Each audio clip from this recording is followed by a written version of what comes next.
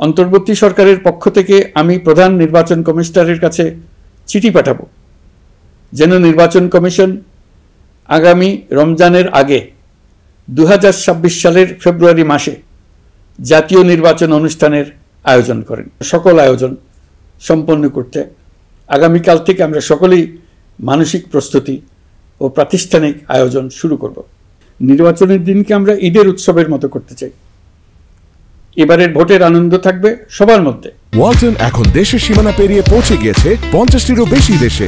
ওয়ালটন, ঘরে ঘরে, বিশ্বজুড়ে। আমরা দায়িত্ব গ্রহণের 4 মাসের মাথায় জাতির উদ্দেশ্যে দেওয়া ভাষণে আমি প্রতিশ্রুতি দিয়েছিলাম 2026 সালের জুনের মধ্যে দেশের আগামী জাতীয় সংসদ নির্বাচন আয়োজন করব। তবে নির্বাচনের আগে আমাদের অত্যাবশ্যকীয় কয়েকটি কাজ সম্পন্ন করতে হবে।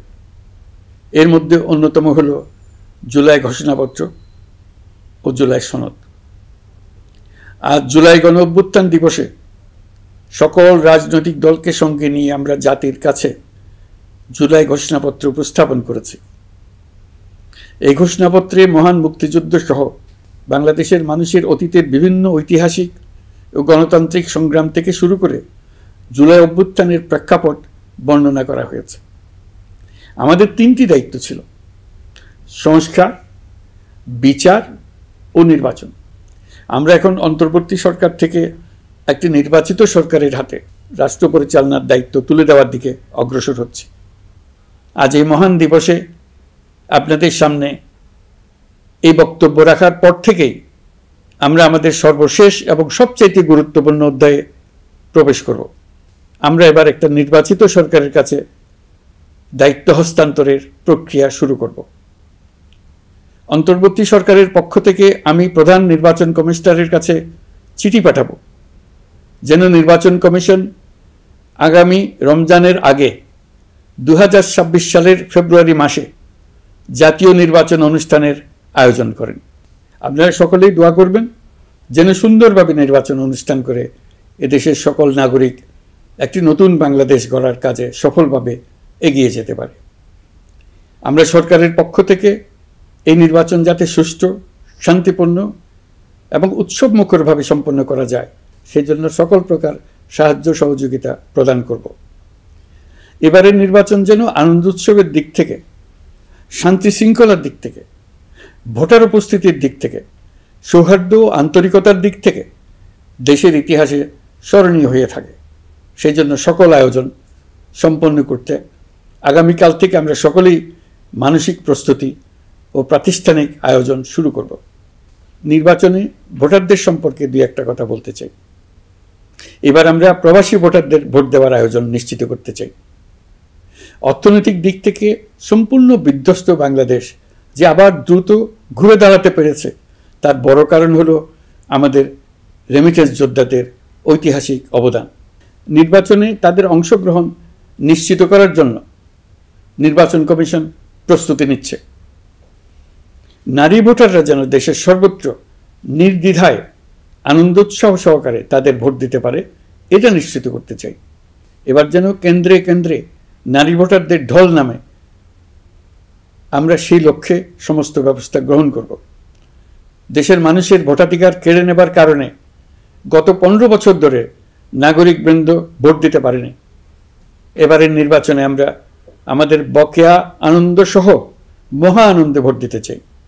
এবারের নির্বাচনে জীবনে প্রথমবার ভোট দিতে যাবে এরকম ভোটাররা নানা উৎসবের মধ্য দিয়ে ভোট কেন্দ্রে যাবে, তাদের এই দিনটি স্মরণীয় করে রাখার জন্য। এর মধ্যে নতুন নারী ভোটার থাকবে, নতুন পুরুষ ভোটার থাকবে। এর মধ্যে এমন ভোটার থাকবে যারা 15 বছর আগে থেকেই ভোট দিতে পারত কিন্তু জীবনে একবারও ভোট দিতে পারেনি। এর মধ্যে আসবে যারা 10 বছর আগে, 5 বছর আগে ভোট দিতে পারত কিন্তু পারেনি। আর আসবে ভাগ্যবান ও ভাগ্যবতীর দল যারা এই প্রথমবার ভোটার হওয়ার যোগ্যতা লাভ করলো এবং সঙ্গে সঙ্গে ভোট দেওয়ার সুযোগও পেয়ে গেল। নির্বাচনের দিনকে আমরা ঈদের উৎসবের মতো করতে চাই। এবারের ভোটের আনন্দ থাকবে সবার মধ্যে। আপনারা সবাই বাচ্চা কাচ্চাদের নিয়ে ভোট কেন্দ্রে যাবেন। নাগরিক অধিকার প্রয়োগের মহা আনন্দ পরবর্তী বংশধরদের কাছে তুলে ধরার জন্য এখন থেকে প্রতিদিন আলাপ আলোচনা করুন আপনার এলাকায় ভোটদান ব্যবস্থা কেমন হলে সুন্দর হয়, কেমন হলে আনন্দমুখর হয়, সেটা আগে থেকে ঠিক করার জন্য। নতুন বাংলাদেশ গড়ার কাজের ভিত্তি রচনা হবে এবারের নির্বাচনে। তার জন্য প্রস্তুতি নিন। প্রিয় দেশবাসী, দেশের ইতিহাসে এখন পর্যন্ত যতগুলো বড় সংঘাত, সহিংসতার ঘটনা ঘটেছে তার সবগুলোর নেপথ্য কারণ ছিল ত্রুটিপূর্ণ নির্বাচন। ত্রুটিপূর্ণ নির্বাচনের মধ্য দিয়ে কোনো দল যদি গায়ের জোরে নির্বাচিত হয়ে ক্ষমতায় আসে, তার চূড়ান্ত পরিণতি কি তার জুলাই অভ্যুত্থান আমাদের দেখিয়ে দিয়েছে। আমরা ইতিহাসের কলঙ্কিত কোনো অধ্যায়ের পুনরাবৃত্তি আর করতে চাই না। আপনারা প্রত্যেকেই অবগত আছেন, একটা গোষ্ঠী নির্বাচনকে বাধাগ্রস্ত করার জন্য উন্মুখ হয়ে আছে। তারা দেশের গণতান্ত্রিক অগ্রযাত্রাকে ব্যাহত করতে দেশের বাইরে বসে ভেতরে থেকে নানা অপচেষ্টায় লিপ্ত রয়েছে। আমাদেরকে অবশ্যই খেয়াল রাখতে হবে তারা যেন নির্বাচনকে সংঘাতময় করে তোলার কোনো রকমের সুযোগ না পায়। মাথায় রাখবেন, পরাজিত শক্তি নির্বাচনের আগ পর্যন্ত বারবার মাথাচাড়া দিয়ে ওঠার চেষ্টা করবে, কিন্তু একটি অবাধ, সুষ্ঠু, নিরপেক্ষ নির্বাচন সফলভাবে আয়োজন করা গেলে অপশক্তির পরাজয় চূড়ান্ত হবে। নির্বাচন সংক্রান্ত বিষয়ে প্রতিনিয়ত পরামর্শ নেওয়ার জন্য আমরা প্রযুক্তির সাহায্য নেব। এই জন্য একটি অ্যাপ তৈরির উদ্যোগ নিচ্ছি। দ্রুত এই অ্যাপটি চালু হবে। আপনারা আপনাদের সকল পরামর্শ, সকল মতামত, সকল আশঙ্কা এবং উদ্যোগের কথা এই অ্যাপের মাধ্যমে আমাদেরকে জানাবেন। আমরা তা যথাযথ কর্তৃপক্ষকে জানিয়ে দেব, সমস্যা সমাধানের জন্য ব্যবস্থা নেব। রাজনৈতিক দলগুলোর প্রতি আমার আহ্বান থাকবে, আপনাদের নির্বাচনী ইশতেহারে, আপনাদের প্রতিশ্রুতি, প্রতিজ্ঞা, পরিকল্পনায় কোনো কিছুতেই যেন তরুণরা বাদ না পড়ে, নারীরা বাদ না পড়ে। মনে রাখবেন, যে তরুণ তরুণীরা বাংলাদেশকে বদলে দিয়েছে তারা বিশ্বকেও বদলে দেওয়ার ক্ষমতা রাখে। আপনার দল থেকে তাদেরকে সেই সুযোগ দেওয়ার উদ্যোগ নেন। আগামী নির্বাচনে সবাই নিরাপদে যার যার পছন্দের প্রার্থীকে ভোট দেবে, এটা নিয়ে কারো কোনো আপত্তির সুযোগ রাখা যাবে না। আমরা সবাই সবার পছন্দের প্রতি সম্মান দেখাবো, এটাই হোক আমাদের প্রতিজ্ঞা। নির্বাচন আসছে। যদি আপনি আপনার নির্বাচনী এলাকা থেকে দূরে বসবাস করেন, তবে এখন থেকে নিয়মিত নির্বাচনী এলাকা পরিদর্শন করুন, যাতে সেরা ব্যক্তিকে নির্বাচিত করতে আপনি প্রস্তুত হতে পারেন। যাদের তাজা রক্তের বিনিময়ে আমরা আমাদের এই অতি মূল্যবান অধিকার ফিরে পেলাম, ভোটটা দেওয়ার আগ মুহূর্তে যেন তাদের চেহারা আমাদের চোখে ভেসে ওঠে। ফেব্রুয়ারি বেশি দূরে নয়। নির্বাচন নিয়ে প্রস্তুতি নিতে নিতেই ভোটের দিন এসে পড়বে।